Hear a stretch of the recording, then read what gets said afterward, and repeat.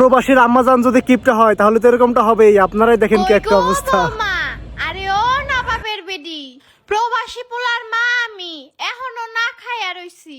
বাত বুতান বা নাকি পোলার কাছে ফোন দিমু? এই যে প্রবাসী আম্মা জান, এই যে আপনার লেগা খাউন লই আইছি, ধরেন খান। ও মা গো মা, তুমি এদি কি রানছো? আল্লাহ গো, ওরে আল্লাহ, প্রবাসী আম্মা জান আপনি এরম করতেছেন কে লিগা? আমি তো রাঁধছি গরুর গোস্ত দিয়া বিরিয়ানি। আমি তো এটাই কইতাছি, আমার পোলাটারে তুমি ডুবাইবা। আলুর ভর্তা ভাত না রান্দা তুমি বিরিয়ানি রানছো, তাও আবার গরুর গোস্ত দিয়া।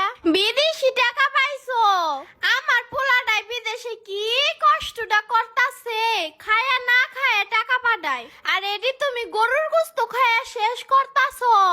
আমি হলাম প্রবাসীর মা, আমি বাচ্চা থাকতে আমার পোলার টাকা ধ্বংস করতে দিতাম না।